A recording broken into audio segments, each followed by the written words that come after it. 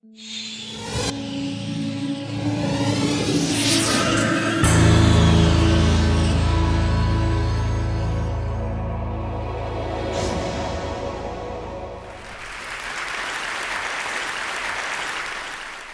like to take you to another world, and I'd like to share a 45-year-old love story with the poor living on less than $1 a day. I went to a very elitist, snobbish, expensive education in India, and that almost destroyed me.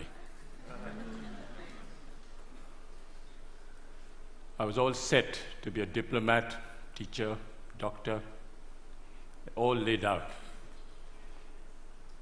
I don't look it, but I was the Indian national squash champion for 3 years. The whole world was laid out for me. Everything was on my feet. Could do nothing wrong. And then I thought, out of curiosity, I'd like to go and live and work, and just see what a village is like. So in 1965, I went to what is called the worst Bihar famine in India, and I saw starvation, death, people dying of hunger for the first time. Changed my life. Came back home, told my mother, I'd like to live and work in a village. Mother went into a coma. What is this? The whole world is laid out for you, the best jobs are laying out for you, and you want to go and work in a village? I mean, is there something wrong with you? I said, no, I've got the best education, it made me think, and I wanted to give something back in my own way. What do you want to do in a village? No job, no money, no security, no prospect. I said, I want to live and dig wells for 5 years. Dig wells for 5 years? You went to the most expensive school and college in India and you want to dig wells for 5 years? She didn't speak to me for a very long time because she thought I'd let my family down. But then I was exposed to the most extraordinary knowledge and skills that very poor people have, which is never brought into mainstream, which is never identified, respected, applied on a large scale. And I thought I'd start a barefoot college only for the poor. What the poor thought was important would be reflected in the college. Went to this village for the first time. Elders came to me and said, are you running from the police? I said, no. You failed in your exam? I said, no. You didn't get a government job? I said, no. What are you doing here? Why are you here? The educational system in India makes you look at Paris and Delhi and Zurich. What are you doing in this village? Is there something wrong with you you're not telling us? I said, no. I want to actually start a college only for the poor. What the poor thought was important would be reflected in the college.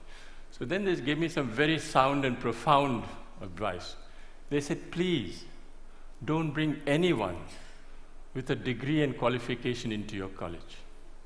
So it's the only college in India where if you should have a PhD or a master's, you're disqualified to come. You have to be a cop-out or a washout or a dropout to come to our college. You have to work with your hands. You have to have a dignity of labor. You have to show that you have a skill that you can offer to the community and provide a service to the community. So we started the Barefoot College, and we redefined professionalism. Who is a professional? A professional is someone who has a combination of competence, confidence, and belief. A water diviner is a professional. A traditional midwife is a professional. A traditional bone setter is a professional. These are professionals all over the world. You'll find them in any inaccessible village around the world. And we thought that these people should come into mainstream and show that the knowledge and skills that they have is universal. It needs to be used, it needs to be applied, it needs to be shown to the world outside that these knowledge and skills are relevant even today. So the college works following the lifestyle and work style of Mahatma Gandhi. You eat on the floor, you sleep on the floor, you work on the floor. There are no contracts, no written contracts. You can stay with me for 20 years, go tomorrow. And no one can get more than $100 a month. You come for the money, you don't come to Barefoot College. You come for the work and the challenge, you come to the Barefoot College. That is where we want you to try crazy ideas. Whatever idea you have, come and try. Doesn't matter if you fail. Battered, bruised, you start again. It's the only college where the teacher is the learner and the learner is the teacher. And it's the only college where you don't give a certificate. You are certified by the community you serve. You don't need a paper to hang on the wall to show that you are an engineer. So when they said that, they said, well, show us what is possible. What are you doing? This is all mumbo jumbo if you can't show it on the ground. So we built the first Barefoot College in 1986. It was built by 12 barefoot architects who can't read and write. Built on $1.50 a square foot. 150 people lived there, worked there. They got the Aga Khan Award for Architecture in 2002.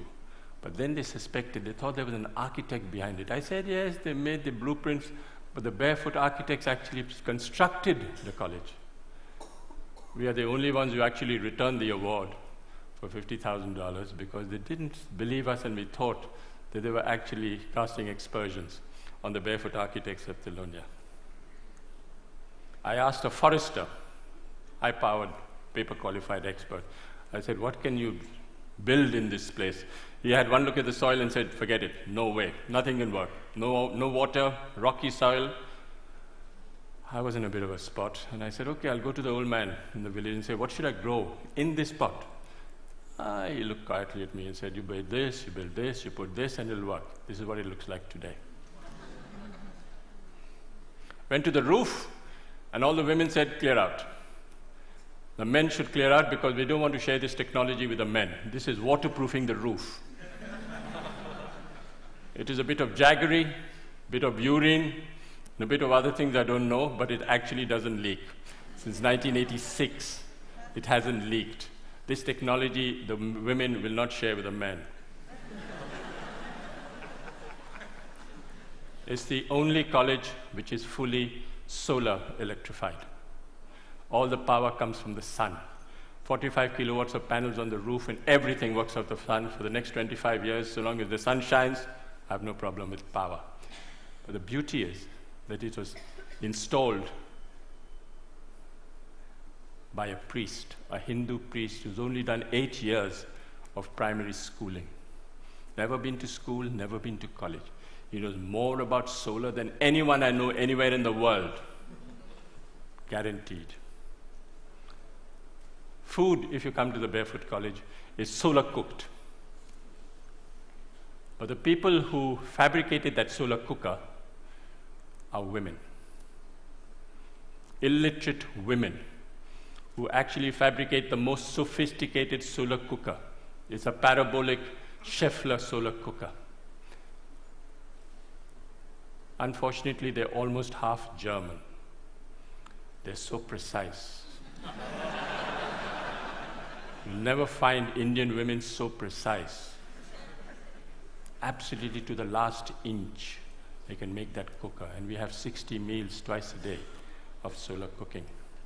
We have a dentist. She's a grandmother, illiterate, who's a dentist. She actually looks after the teeth of 7,000 children. Barefoot technology.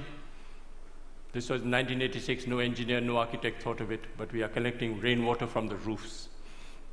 Very little water is wasted. All the roofs are connected underground to a 400,000 liter tank, and no water is wasted. If we have 4 years of drought, we still have water in the campus because we collect rainwater. 60% of children don't go to school because they have to look after animals, sheep, goats, domestic chores. So we thought of starting a school at night for the children. We call the night schools of Thilonia. Over 75,000 children have gone through these night schools because it's for the convenience of the child. It's not for the convenience of the teacher. And what do we teach in these schools? Democracy, citizenship, how you should measures your land, what you should do if you're arrested, what you should do if your animal is sick. This is what we teach in the night schools. But all the schools are solar lit. Every 5 years, we have an election between 6 to 14-year-old children participate in a democratic process, and they elect a prime minister. The prime minister is 12 years old. She looks after 20 goats in the morning, but she's prime minister in the evening. She has a cabinet, Minister for Education, Minister for Energy, Minister for Health, and they actually monitor and supervise 150 schools for 7,000 children. She got the World's Children's Prize 5 years ago, and she went to Sweden. First time ever going out of a village, never seen Sweden, wasn't dazzled at all by what was happening. And the Queen of Sweden, who's there, turned to me and said, "Can you ask this child where she got her confidence from? She's only 12 years old, and she's not dazzled by anything." And the girl who's on her left turned to me and looked at the Queen straight in the eye and said, "Please tell her I'm the Prime Minister."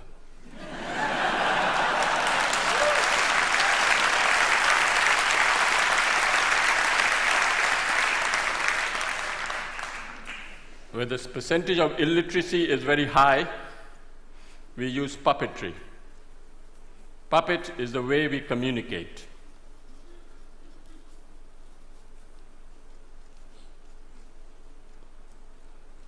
You have Joachim Chacha, who's 300 years old. He's my psychoanalyst, he's my teacher, he's my doctor, he's my lawyer, he's my donor. He actually raises money, solves my disputes. He solves my problems in the village. If there's tension in the village, if the attendance in the schools go down and there's a friction between the teacher and the parent, the puppet calls the teacher and the parent in front of the whole village and says, "Shake hands, the attendance must not drop."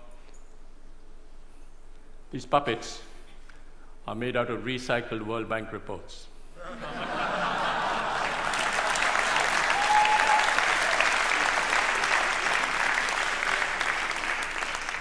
So this decentralized, demystified approach of solar electrifying villages, we've covered all over India, from Ladakh up to Bhutan. All solar electrified villages by people who have been trained. When we went to Ladakh and we asked this woman, at minus 40, you have to come out of the roof because there's no place, it's all snowed up on both sides. And we asked this woman, what was the benefit you had from solar electricity? And she thought for a minute and said, "It's the first time I can see my husband's face in winter." Went to Afghanistan. One lesson we learned in India was men are untrainable. Men are restless, men are ambitious, men are compulsively mobile, and they all want a certificate. All across the globe, you'll have this tendency of men wanting a certificate. Why? Because they want to leave the village and go to a city looking for a job. So we came up with a great solution: train grandmothers. What's the best way of communicating in the world today? Television? No. Telegraph? No. Telephone? No. Tell a woman.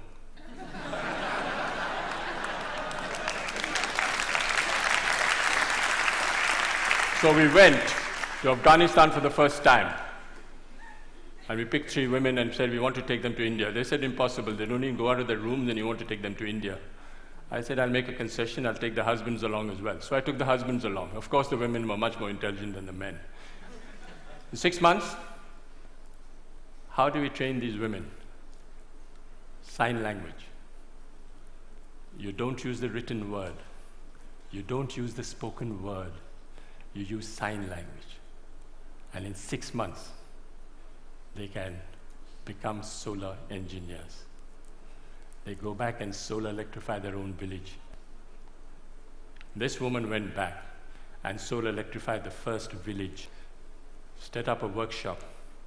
The first village ever to be solar electrified in Afghanistan were by the 3 women. This woman is an extraordinary grandmother, 55 years old, and she solar electrified 200 houses for me in Afghanistan, and they haven't collapsed. She actually went and spoke to an engineering department in Afghanistan and told the head of a department the difference between AC and DC. Didn't know. Those 3 women have trained 27 more women and solar electrified 100 villages in Afghanistan. We went to Africa and we did the same thing. All these women sitting in one table from 8, 9 countries, all chatting to each other, not understanding a word because they're all speaking the different language. But their body language is great. They're speaking to each other and actually becoming solar engineers. I went to Sierra Leone, and there was this minister driving down at the dead of night, comes across this village, comes back, goes into the village, says, well, what's the story? They said, these 2 grandmothers. Grandmothers? Minister couldn't believe what was happening. Where did they go? Went to India and back. Went straight to the president. He said, do you know there's a solar electrified village in Sierra Leone? He said, no. Half the cabinet went to see the grandmothers the next day. What's the story? So he summoned me and said, can you train me 150 grandmothers? I said, I can't, Mr. President, but they will.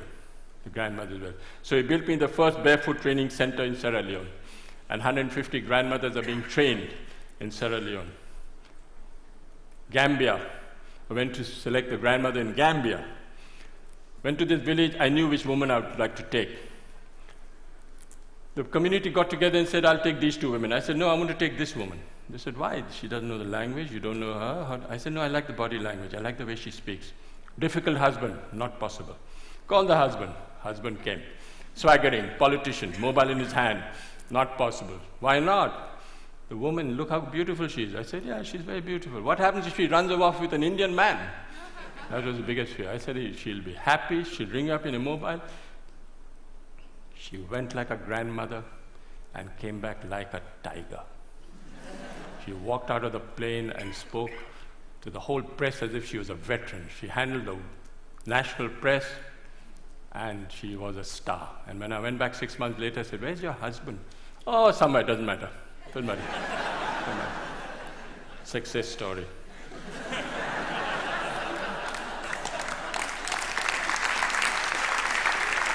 I will just wind up by saying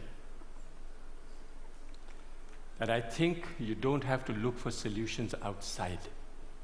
Look for solutions within and listen to people. They have the solutions in front of you. They're all over the world. Don't even worry. Don't listen to the World Bank. Listen to the people on the ground. They have all the solutions in the world. I'll end with a quotation by Mahatma Gandhi. First they ignore you, then they laugh at you, then they fight you, and then you win. Thank you.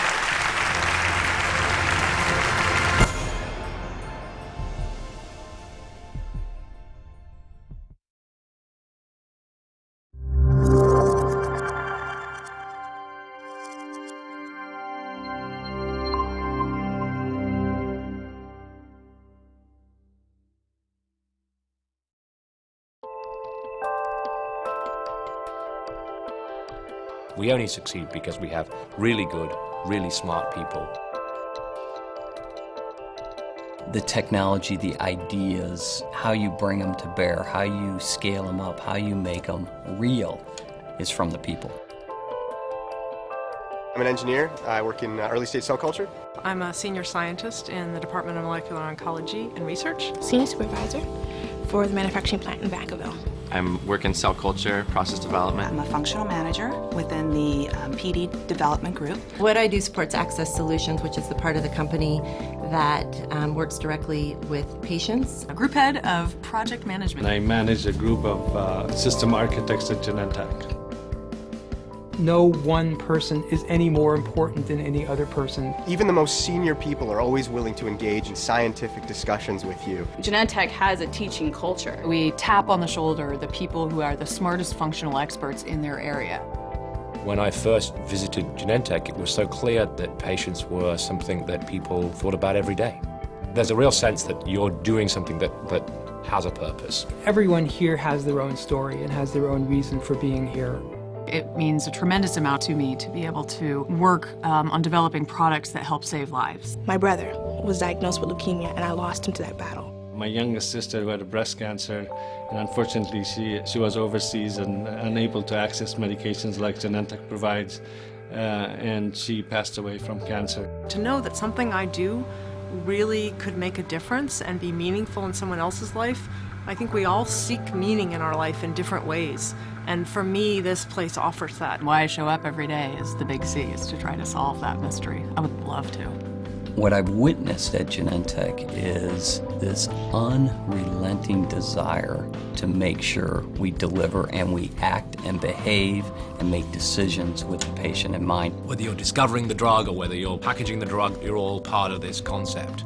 Genentech does a fantastic job of communicating the big picture, how the science, just pure academic science, ultimately becomes a drug that's administered to a patient in the clinic. Oh, it's a fantastic place. Genentech has so much to offer. It's a great place to start your career, continue it, and finish it here. You know, there's so much to do here. I'm excited when I'm putting on the steel-toed shoes, walking through the manufacturing plant, because I know what I'm doing is making a difference. I get to actually do something that goes into the drug that is ultimately administered to a patient. I love coming to work. It feels good to be here. It's knowing every day that you come to work, you're doing something that touched somebody's life.